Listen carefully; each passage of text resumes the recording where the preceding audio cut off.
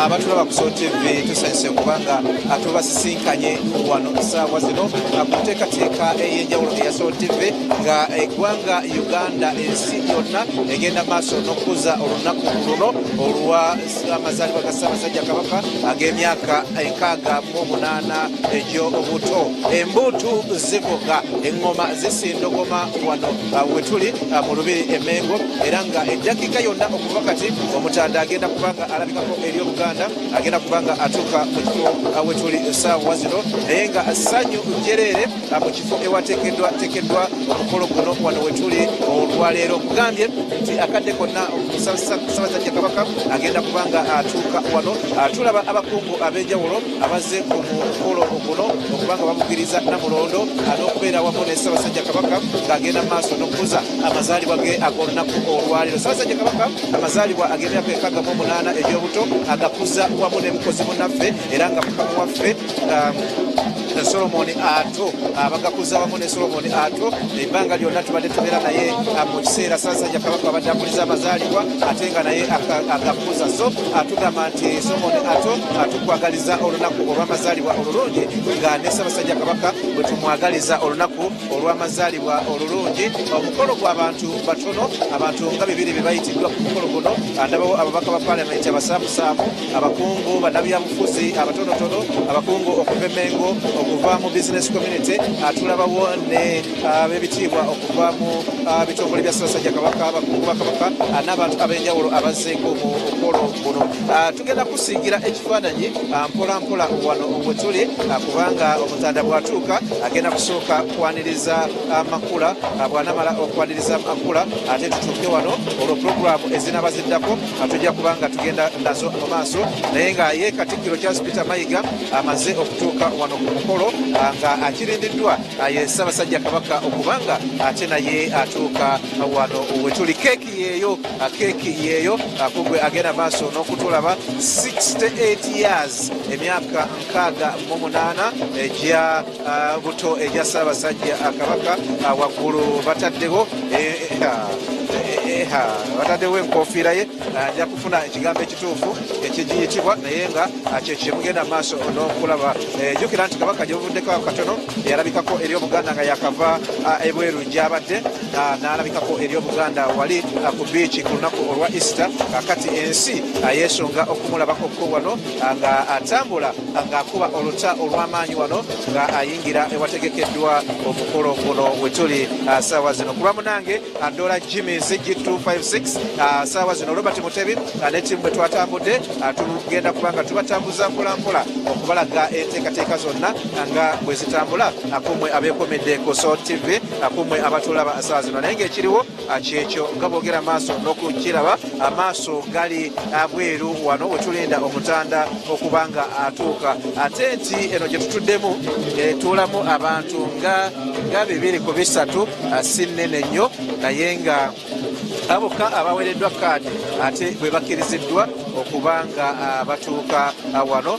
Kugwe munnaffe yenna eyeekomera ku Soul TV tuli butereevu tukutuusaako omukolo ogw'okukuza emyaka 68 egy'obuto egya Ssaabasajja Kabaka agenda okubanga alabikako eri Obuganda essaawa yonna okuva kati wano wetuli. Enteekateeka y'eno abasanyusa abantu abagenda maaso n'okubasanyusa, era nga mu background akasooke nkuwe embeera nga bweri wano naawe ojje gwe Nyarwe.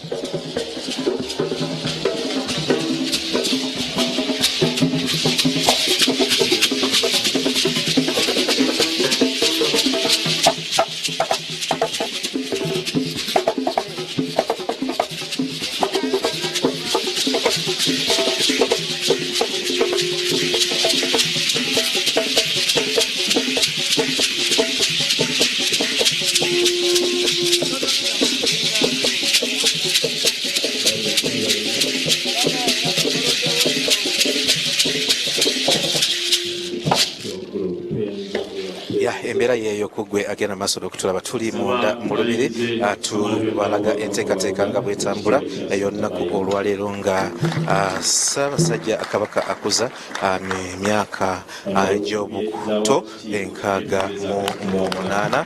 nga bw'owulira Katikkiro wa Buganda yatuuse budde bwonna agenda kubanga ayaniriza omutanda mu kifo kino era Obuganda ne Uganda n'ensi yonna bye tulinda kakati okumanya ku ssaawa zino be bamu ku babaka n'abaali ababaka awamu ne ssentebe wa disitulikiti ey'e Wakiso abatuuse dda wano betugenda mu maaso n'okubanga tubalaga mwe mwenna abeekomedde ku Soul TV. Jjukira nti Ssaabasajja Kabaka myaka kakati 2-3 wabadde tuwabeera nteekateeka y'amaanyi olw'obulwadde obwa COVID-19 obwavaayo ne bubanga ate abulumbagana ensi nekiba nti ebikolo bagisikeeringa ddala abantu ne babakendezaako abeetaba ku mikolo nga gino naye nga ekiri wano kyekino bakungu kyabaliwo akakati nteekateeka gye bagenda mu maaso n'okuba nga balangirira wano.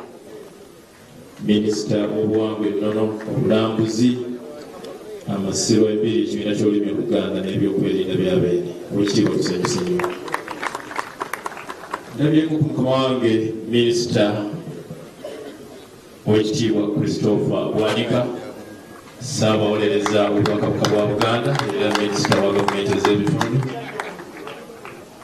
Nengeddeko ku weekitiibwa Maria Mayanja Nkalubo minisita bulungi wansi oweekitiibwa tusanyuse nnyo.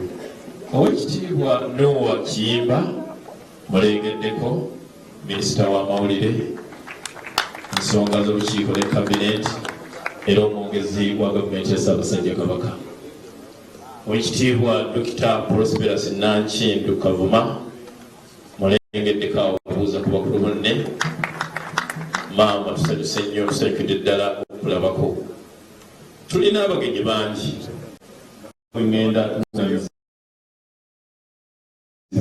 temunyiiga bebampa mutufu baabo benyaniriza nsaba twanirize right record Semwogerere Ssaabasumba essaza ly'Entebbe y'e Kampala tatudde ne Supreme Mufti Sheikh Muhammad Galabuzi selusanyuse nnyo tulaba mukadde wange era tatudde yekka atudde n'omusumba Moses Maka Ssaabasumba wa SDA Church Seventh-day Adventist Church.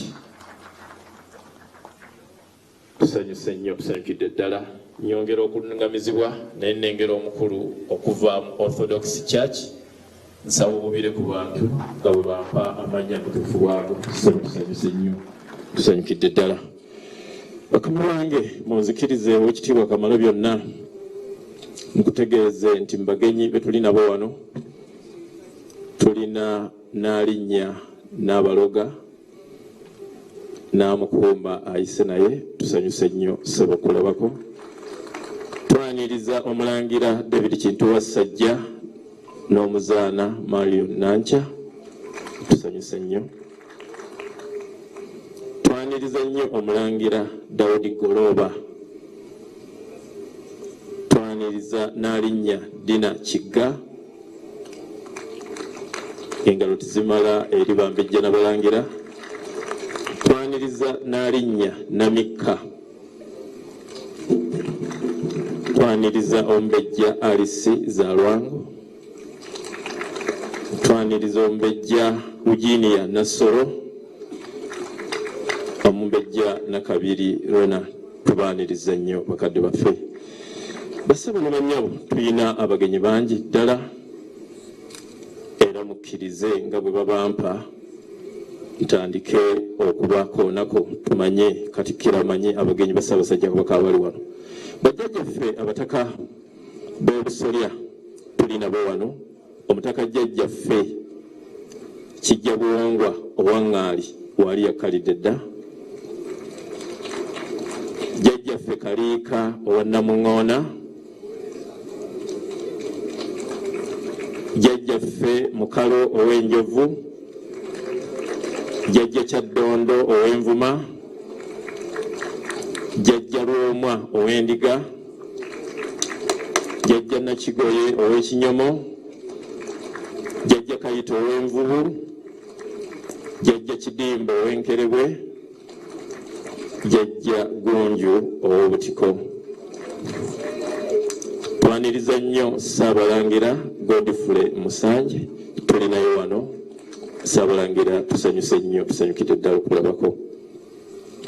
Bakatikkiro b'ebika bino Kamalabyonna weebali. Katikkiro Natiigo Owandugwa waali, Katikkiro Swadik Burega Owamuyingo waali, Katikkiro omu kwabo bakatikkiro b'omutima Luberenga tulinayo wano. Haji Kawees Abbas Owente Katikkiro naye tulinayo wano ow'ekika ekyo. Kamalabyonna tulina abakulembeze okuva mu gavumenti eya wakati. Nsaba mbategeeze nti Honorable Patrick Nsanja Ntenjeru North naye tulinayo wano. Honorable Muyanja Ssennyonga naye yakkalidde dda. Honorable Namboze Teddy Owampigi naye waali. Honorable Lumu Richard Owamitiana South tulinayo wano. Honorable Kakembo Michael Mbatekamwa Ntebe Municipality tulinaye. Abagenyi bangi be tulinawo.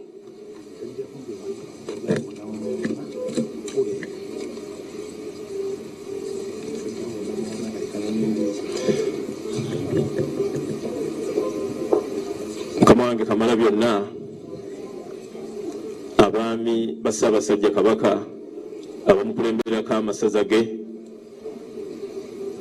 abasinga batuuse dda, abakulembeddemu Oweekitiibwa Ppookino. Mu kiseera kino abagenda maaso n'okutulaba twagala bategeeza nti Ssaabasajja Kabaka amaze okutuuka mu kifo kino era nga ekigenda mu maaso ssaawa zino ebweru w'ekifo we tuli.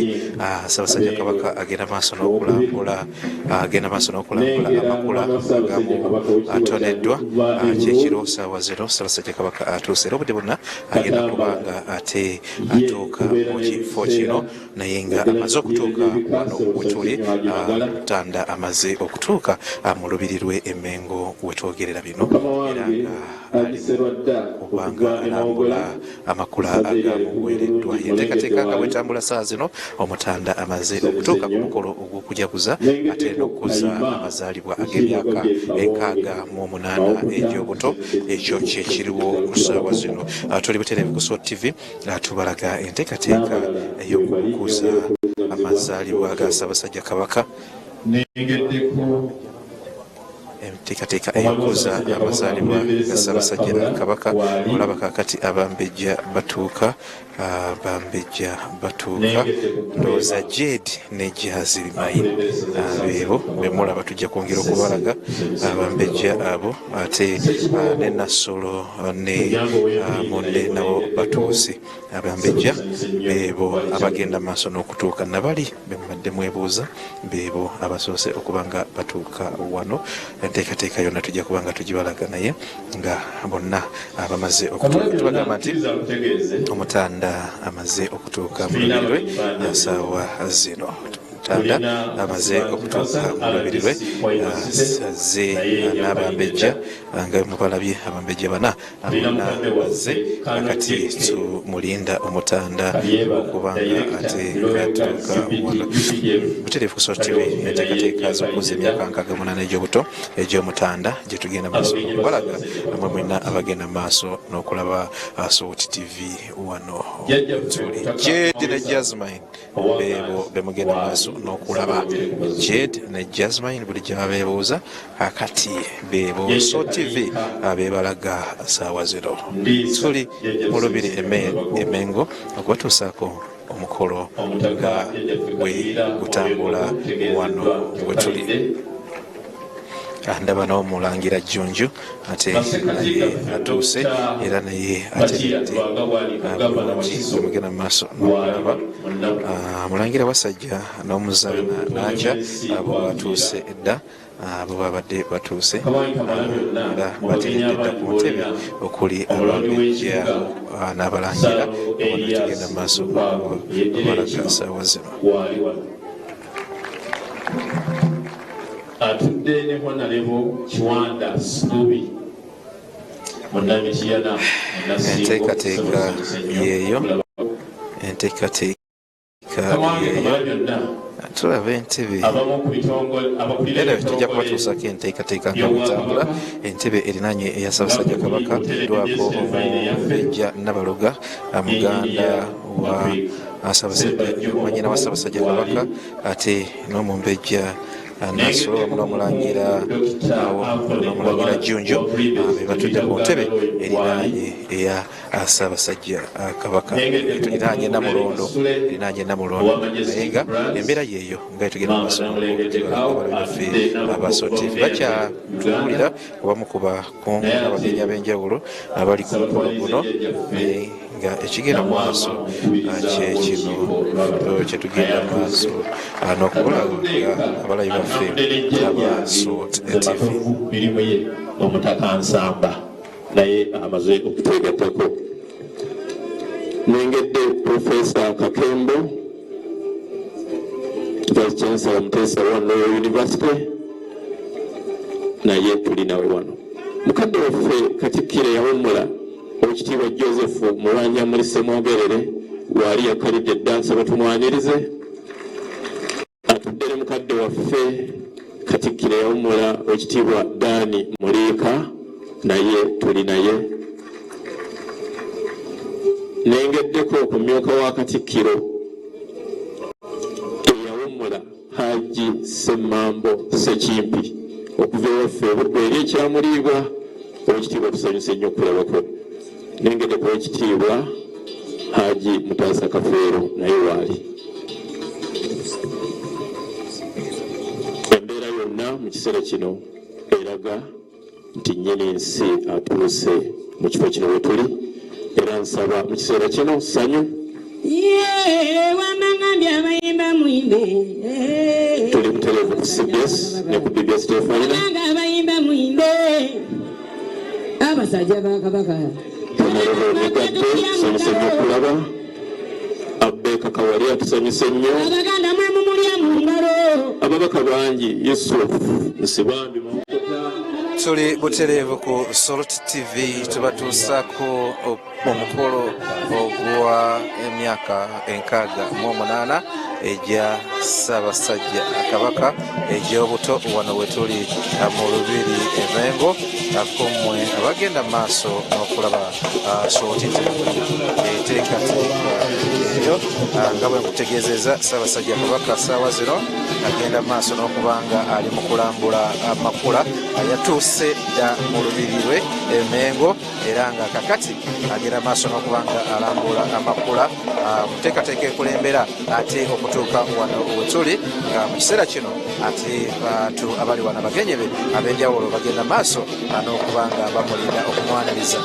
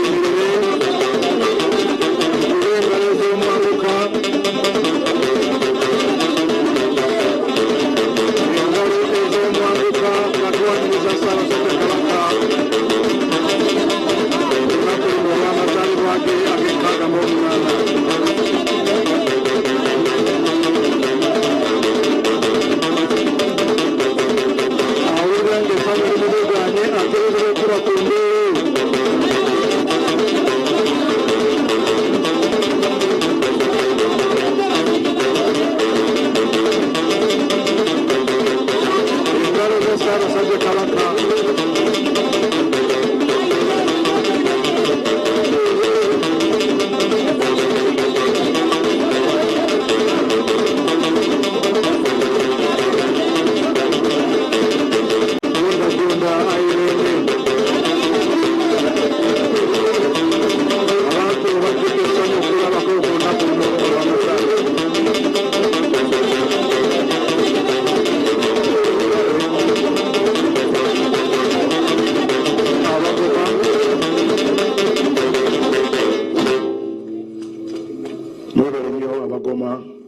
Mukama wange engalo ezo n'endowooza owulira zikwaniriza era zikuyozayoza okutuuka ku mazaalibwa go gano ag'enkaaga mu 8. Nja kusaba Kampala Symphony Orchestra ne Kampala Music Singers ne Kampala Singers ne Christ the King Choir batukulembere mu kitiibwa kya Buganda.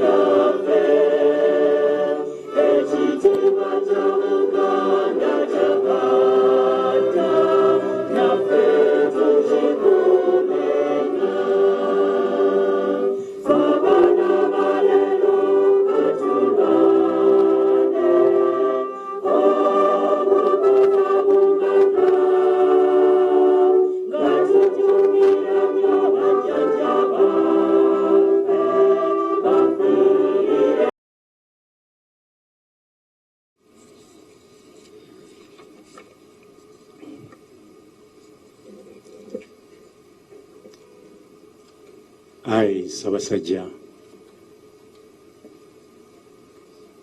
Kabaka empologoma ya Buganda Oweekitiibwa Kamalabyonna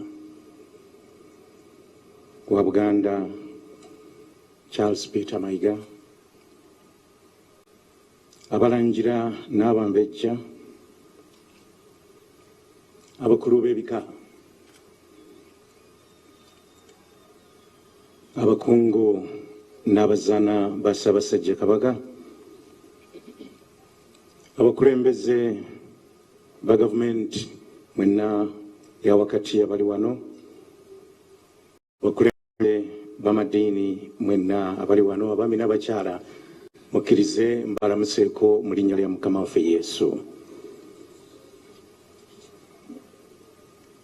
Ai Ssaabasajja Kabaka wa Buganda nguleetera okulamusa okuva mu bantu bo ab'omu kkanisa ya Seventh Day Adventist mu Uganda ne mu nsi yonna. Abantu baabo bakuyozaayoza olw'okutuuka ku mazaalibwa ago ag'omwaka guno ag'enkaaga-mu-8.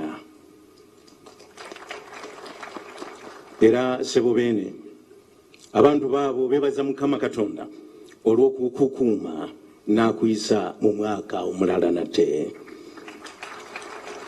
Nange ku lwange njagala okwebaza Mukama Katonda oyo olw'okukuyisa mu biseera ebibadde ebizibu ate n'osigala ng'okyalamula Obuganda.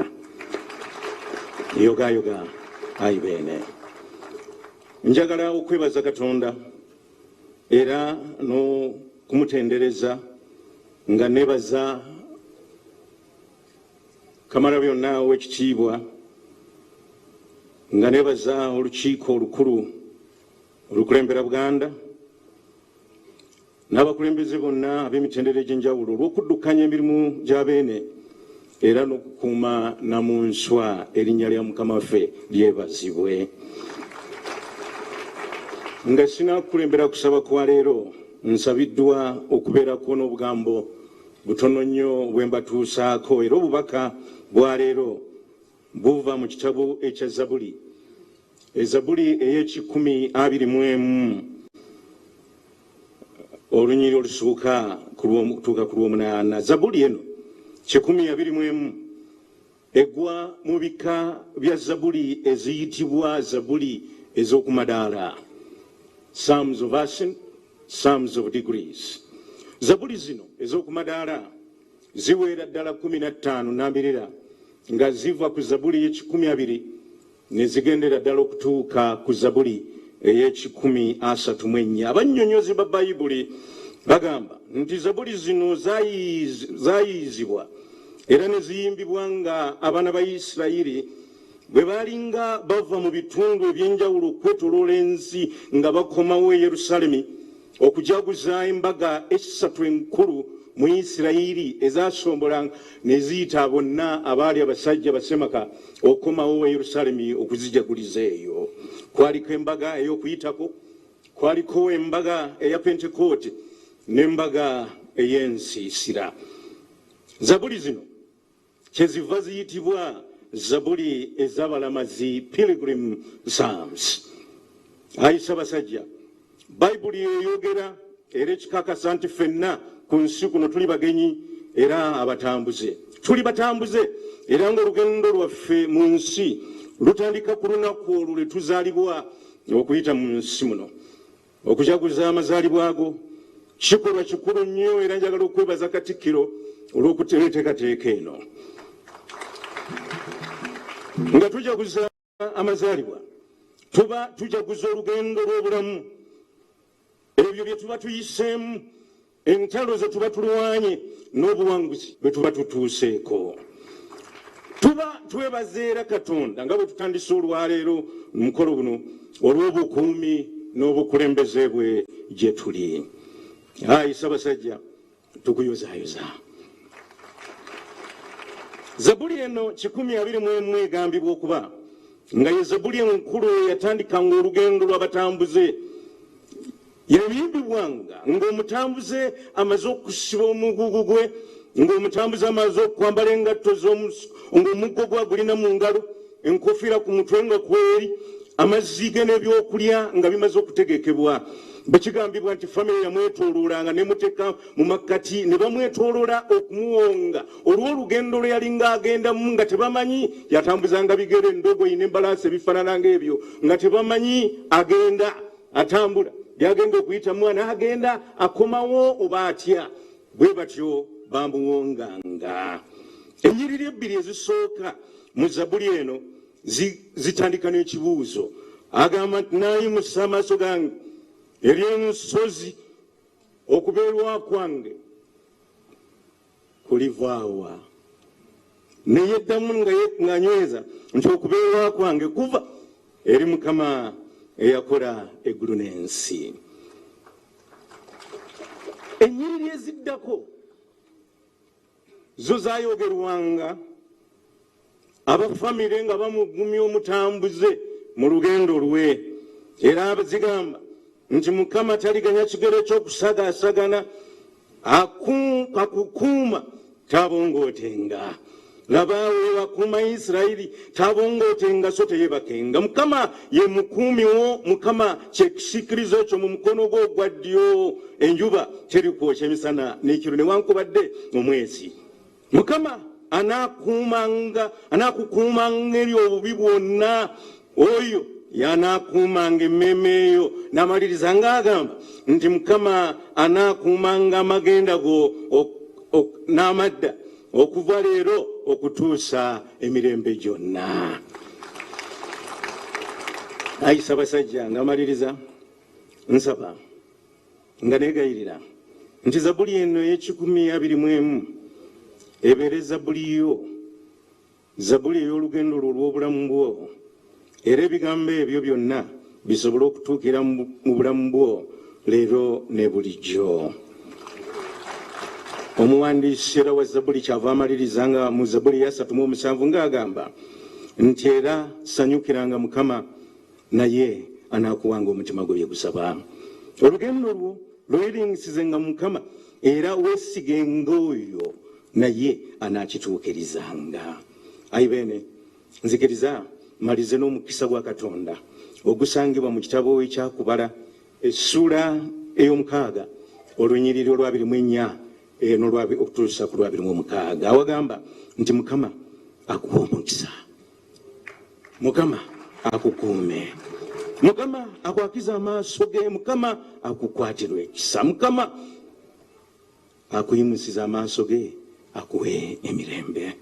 Ayisa abasajja yoga wangaala. N'ebigambo ebyo kanegayirira te basobola okuyimirira tuyimirire nga tumuwa ekitiibwa Mukama Katonda, tumwebaze olwa kino.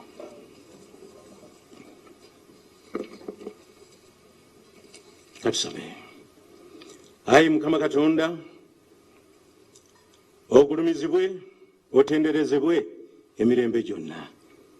Tukwebaza olw'amazaalibwa ga Ssaabasajja Kabaka wa Buganda ag'omwaka guno ag'omwaka ogw'68.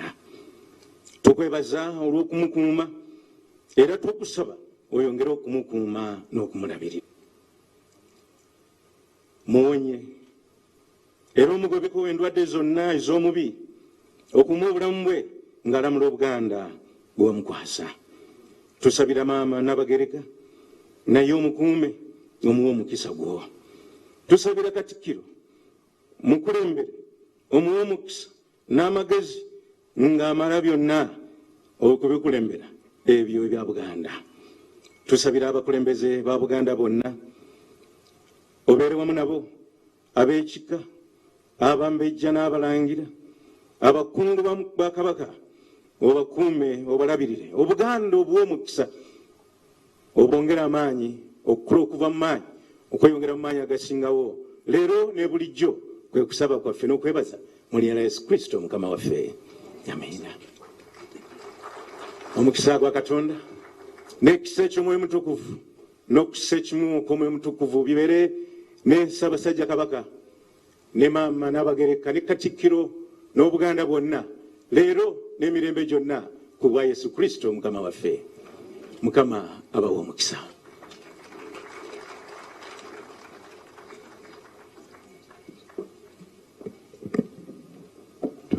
Tweyanzege tutuule tukalire.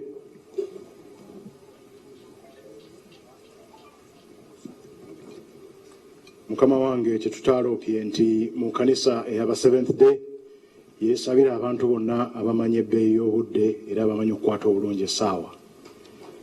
Twebaza nnyo Ssaabalabirizi Pastor Moses Maka olw'essaala eyo n'ebigambo ebyo ebiruŋŋamu ebituluyoya omwoyo, era Mukama wange asembedde akukwateko mu ngalo akuyozeyoze.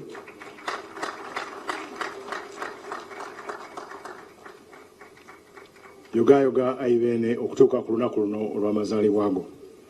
Mukama wange mu maaso go abatudde era n'abayimiridde wano, the Kampala Symphony Orchestra ekulemberwa omwami Fred Kigundu. Mukama wange yeddira Nkima, ab'Enkima batono nnyo, ekimutaasa mu bulamu azaalibwa Banseenene. Ate Mukama wange kandooperewo nti nga bamaama baffe ba Luganda. Kale omukolo guno tugwetisse IGG wa Buganda anaatuloopa mu nepotism mu Anti-Corruption Court. Mukama wange Christ King Choir awamu ne Kampala Singers bagenda kututuusaako okusanyusa okwenjawulo. Ssekabaka we yatuuma n'alinnya n'ayimba buna yali alowooza ku lunaku luno obuyimba bugenda kubeera buna bwennyini mukama wange. Obuyimba akasooka bakayita Pavan nga ka Gabriel Fore, banansonyiwa abansinga okumanya amannya gano, naye Fore yali musajja naye wankima. Akaddako bakayita Dance of the Tumblers, omusajja ono yali Muluusi bamuyita Rimsky-Korsakov, naye agenda okusenga Buluusi yali wa mutima. The Heavens Are Telling from Creation aka Hayden, mukama wange Hayden oyo yali munyolo naye najja eno e Buganda n'alyoka agenda gye yafuukira Hayden. Ate Hallelujah Chorus eya Frederick Handel, oyo ye yali wafumbe era oluyimba mujja dduwulira amaanyi gaalwo. Without further ado mukama wange, Kampala Symphony Orchestra omukulembeze asabye era yabadde yasuze yeraliikiridde nnyo nti anaaconducting atya kwaya ng'ate mukama wange namulonda agikubye amabega. Naye abo bannaffe abaganda abo n'omunyolo omu abaagenda e Bungereza tebaakitereeza bulungi, n'olwekyo tusaba leero akole enkola nzungu akube eno mu maaso akube namulonda amabega ng'omusaasidde mukama wange. Kampala Symphony Orchestra.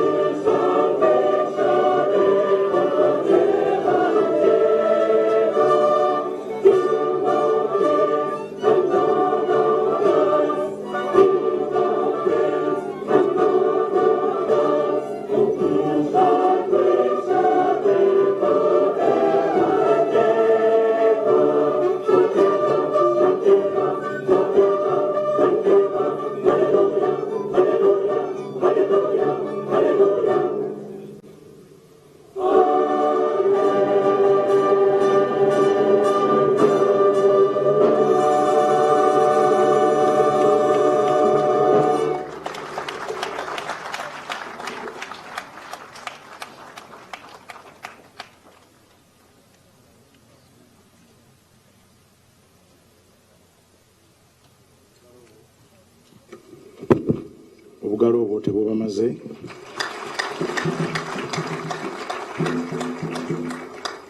Mukama wange nabadde nyanjula obuyimba obwo buna nabategeezeza nti akookubiri eyakayimba wa mutima.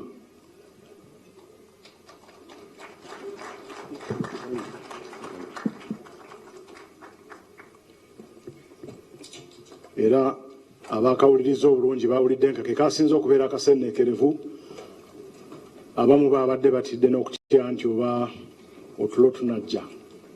Abasajja ab'omutima Mukama wange batera okwogeza eddoboozi ettonotono, babeera beewombeefu nnyo ng'akayimba ako ke twawulidde. Naye waliwo omu Mukama wange ayogera mpulira n'ennyenje ne zigwa.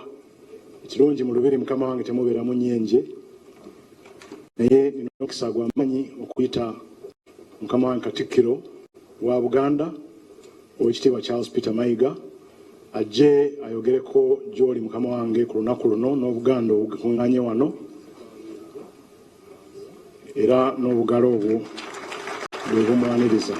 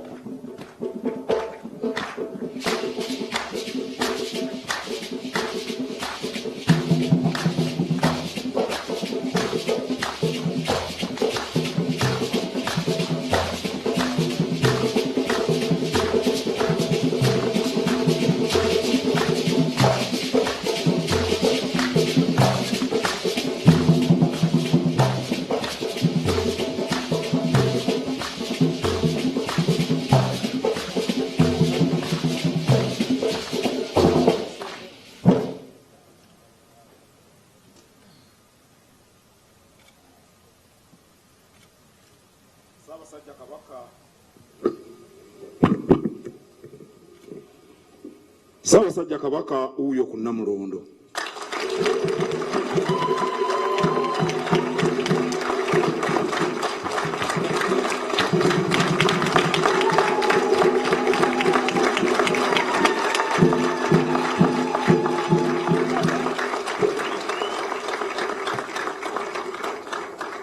Mwebale nnyo. Mubakuŋŋaanye wano Mukama wange waliwo bakulu bange Mbwakatikkiro Oweekitiibwa Joseph Mulwanyamuli Ssemwogerere n'Oweekitiibwa Daniel Muliika. Naalinnya Lubuga ne omwami Peter Yosen kansubire erinnya ndituusizza. Waali eyasemberera Naalinnya tuli naye.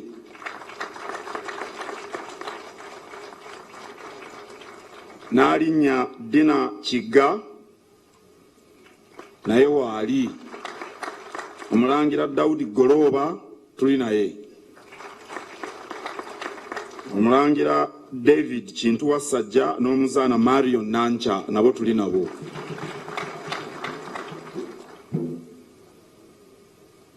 Naalinnya Nasolo nabadde simulabye. Mulengeredde wano ku katuuti. Kale mukube engalo eza Naalinnya Nasolo. Omulangira Crispin Kiwewa Jjunju naye waali. Naalinnya Victoria Nkinzi naye waali. Naalinnya Beatrice Namika waali. Saabalangira Musanje tuli naye. Ate n'abalangira n'abambejja. Mukama wange tulina omumyuka asooka owa Katikkiro ali wamu n'omumyuka owokubiri owa Katikkiro.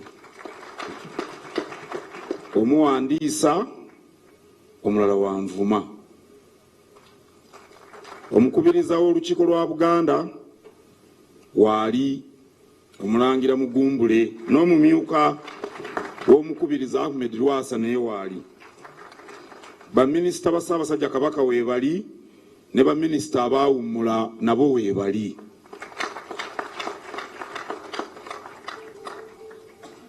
Twaniriza nnyo Ssaabasumba Paulo Ssemwogerere owa Kampala.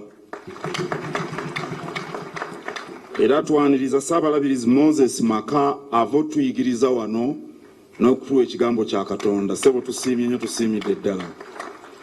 Supreme Mufti muzzukulu wa Mukalo naye waali. Vicar General okuva mu Kereziya y'Abaorthodox tuli naye. Omukubiriza w'abataka omutaka Namwama Augustine Kizito Mutumba waali. N'abataka abakulu ab'obusolya nabo tuli nabo wano babadde babamenya obwedda. Ab'amasaza weebali. Ababaka ba Parliament nabo tubalina. Mulimu n'atwala wano wetuli. Nedda Kawalya si yatwala wano naye muliraanwa. Tulina abaami ba Ssaabasajja Kabaka ab'amagombolola. Lord Mayor Munnabuddu Erias Lukwago tuli naye. Tulina abakulira ebitongole by'Obwakabaka bassenkulu n'abakulira enkiiko n'abatula ku nkiiko za Kabaka ez'enjawulo. Muyimirireeko.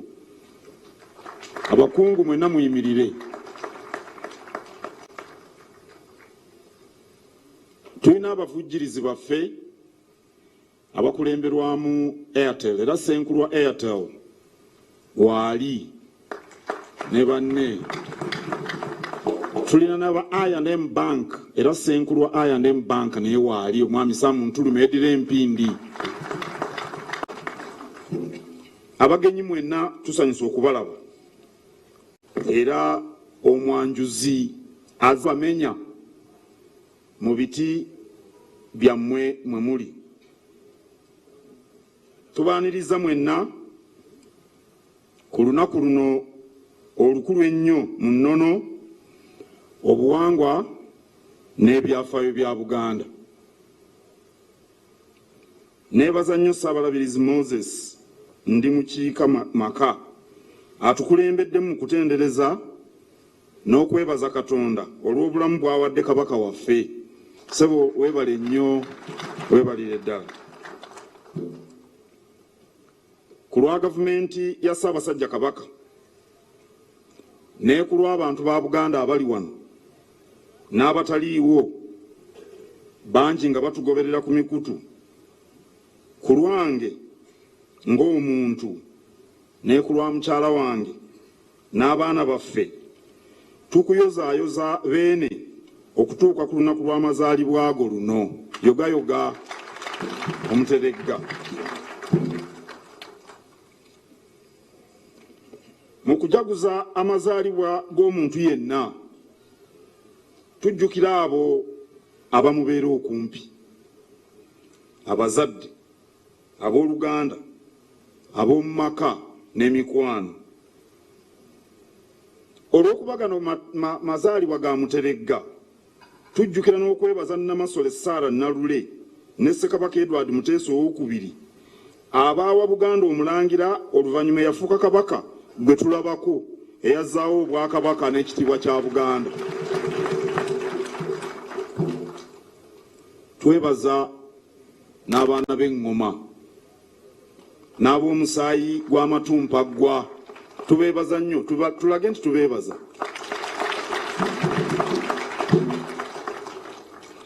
Njagala nnyo okwebaza abaweereza ba Ssemaka, abasiige, abagalagala, abambowa, abawandiisi be, ab'ebyokwerinda n'abalala bonna abali ku lusegere lwa nnyinimu abakola emirimu egibatumwa oba egibavunaanyizibwako. Mwebale nnyo, mwebalire ddala. Tubeebaza olw'okukola n'okwagala ate n'obwesigwa. Obuganda busiima nnyo.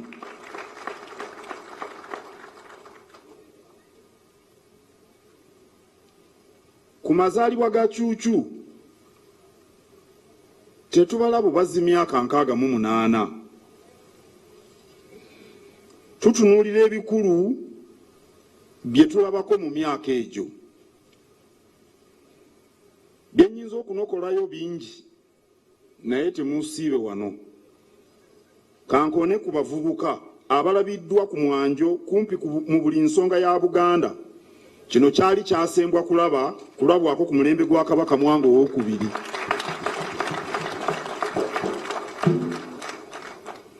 Kitaffe waweereza emyaka 68 tulabye omuggundu ogwa science ne tekinologiya, ate nga abasinze okutegeera omuganyulo gwabyo beebettanidde okusoma n'okubangulwa. Ku mulembe guno omutebi omutanda tekimutwalira budde kumanya ebifo ekkooki oba ebusujju oba ebuvuma. Naye ndowooza ekisinga byonna ekirinyumizibwanga mu mirembe egirijja kwe kuba nti obwakabaka bwa Buganda bwaddawo nga Ronald Mwenda Mutebi yazize eŋŋoma. Bwaddawo nga Kalema Kansinjo wa myaka 38 kaakati awezezza 68, ekiraga nti bino bye tuliko bya nsonga.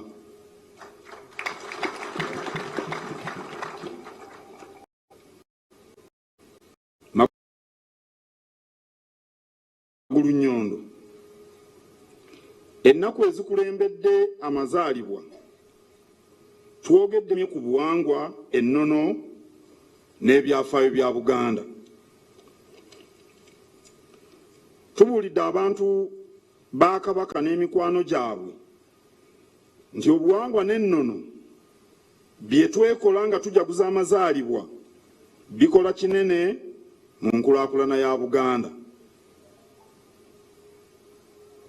Kati giweze emyaka 10 nga buli lwe tuba tujaguza amazaalibwa wabaawo ensonga y'obulamu Semanda gy'asiima tusoosowaze.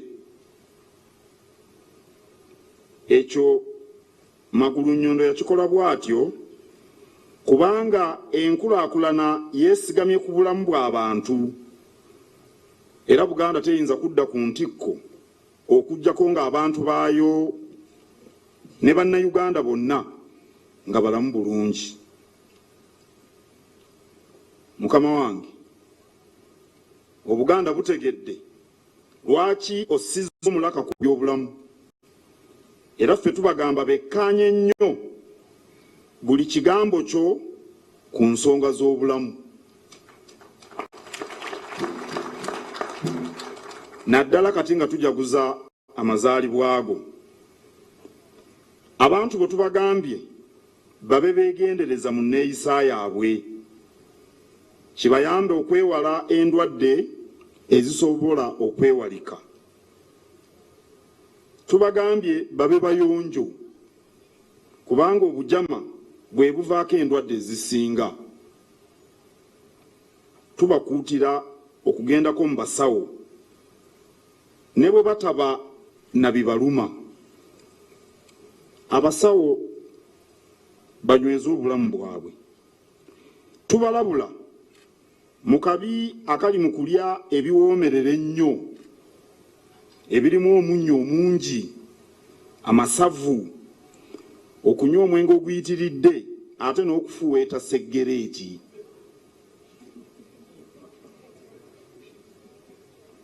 Mukama wange, era tubakubiriza n'okulya emmere entonotono. Ate okukola ddwiro kati gwe musono bangi gwe bettanira. Byonna Ssaalongo obituyigiriza, era abantu bakulabye enfunda nnyingi nnyo ng'okola ddwiro.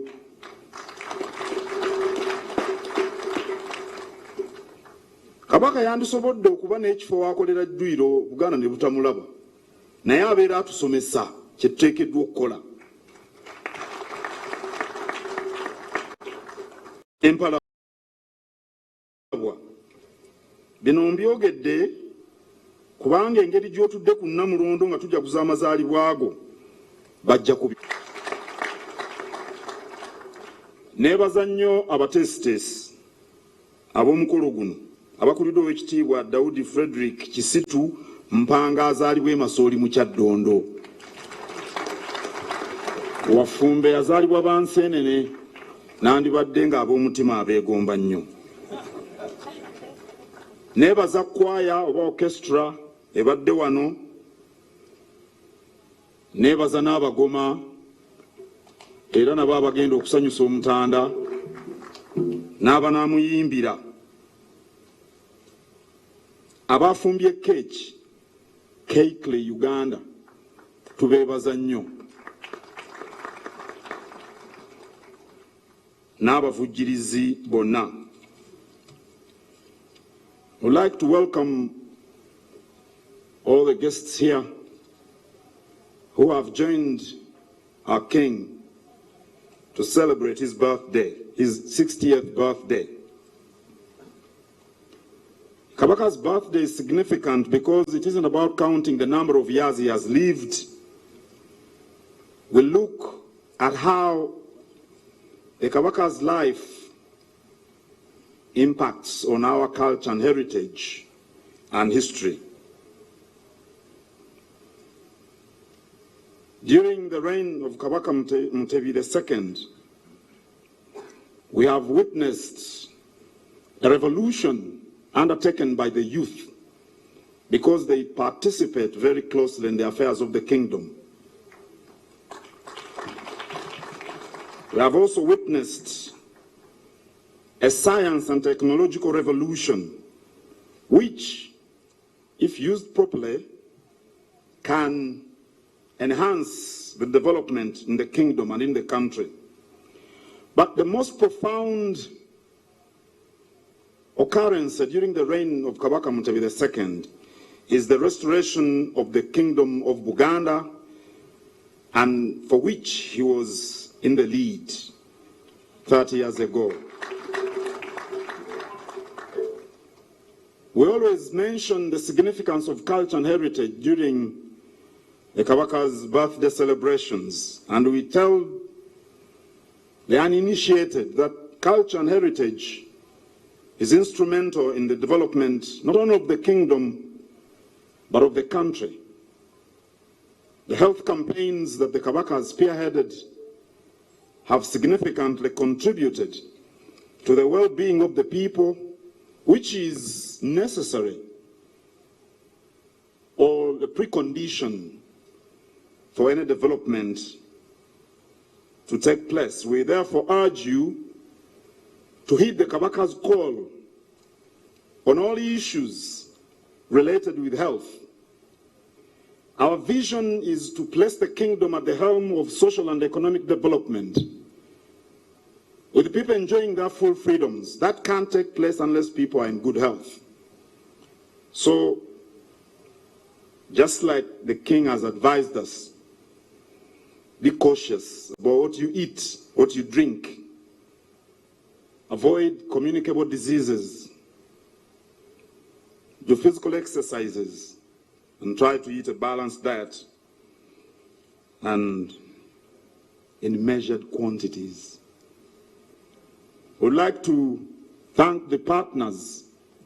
May I request Mr. Manoj to stand up and his team. Those are platinum sponsors, partners.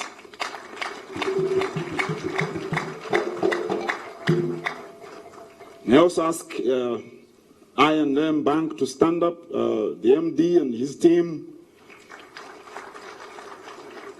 May I also request the representative of the UNAIDS in Uganda to stand up. You know the Kabaka is the goodwill ambassador in the fight against HIV/AIDS in this part of the continent.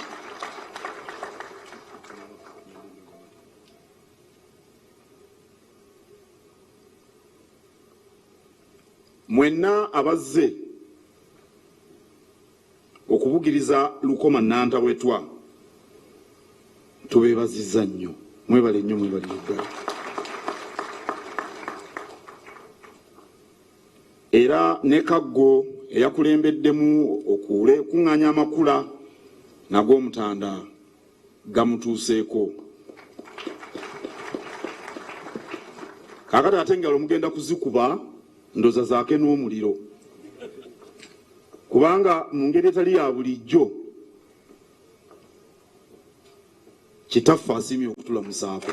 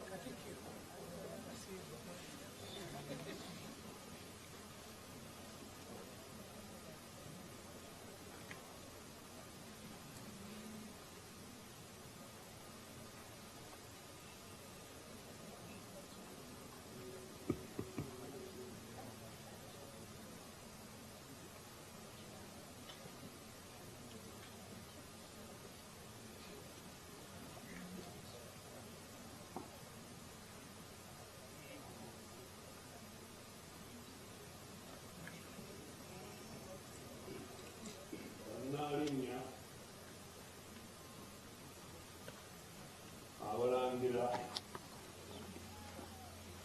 abambejja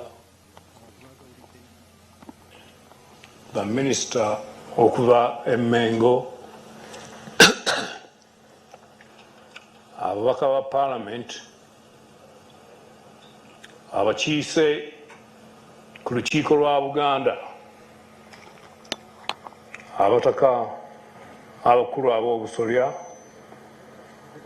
abakulembeze okuva mu gavumenti eyawakati, bannaddiini, abagenyi baffe mwenna,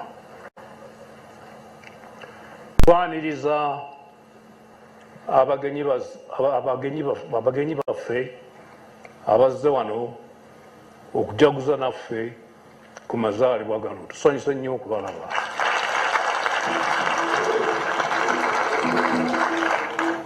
Twebaza omutonzi olw'obulamu n'ebyo byonna byatusobosezza okukola mu mwaka gwe tuyiseemu.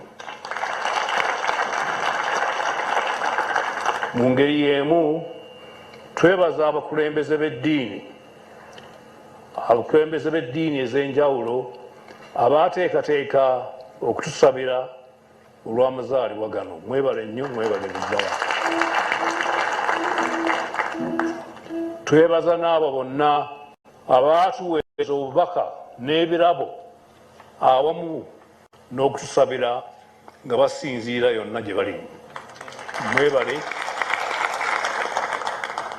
Twebaza abakulembeze mu Bwakabaka olw'obuweereza n'okwewaayo okulambika abantu baffe obulungi, okuteeka mu nkola ebyo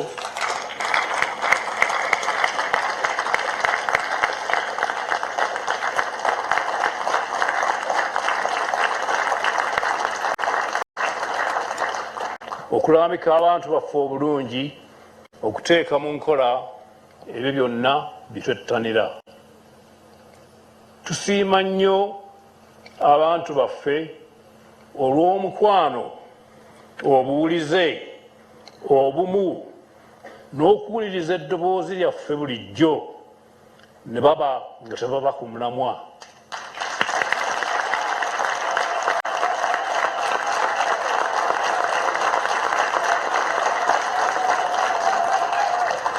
Ekyo bakikola nga tebavudde ku mulamwa oba okuddirira mu ngeri yonna.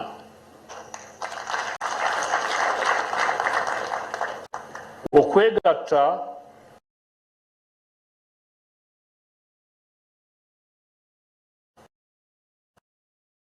gwe musingi gw'obuwanguzi bwaffe. Njagala okugiddamu. Okwegatta gwe musingi gw'obuwanguzi bwaffe. Era aba nti ensonga eyo tugitwale mu maaso. Kino kyeyoleka bulungi mu kulwanyisa endwadde ya siriimu nga tukubiriza abantu baffe okwekuuma, okwekebeza n'okwejjanjabisa era n'obutafuuwa nnyo sigala, era Katikkiro bwe yagambye oba okunywa ennyo emmindi.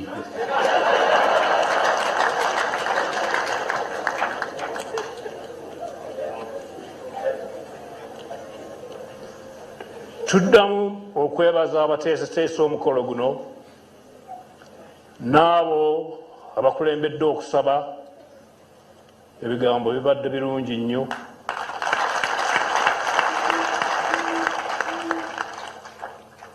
Abatusanyusizza n'abatuleetedde amakula, mwebale nnyo, mwebalire ddala era nsanyuse nnyo okubalaba.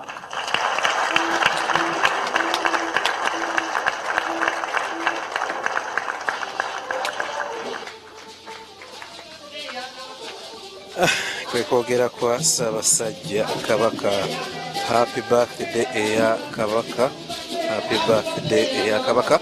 Lwe luyimba kakati olugenda maaso n'okuyimbibwa ssaawa zino akummwe abagenda maaso n'okutuula bakusoola TV.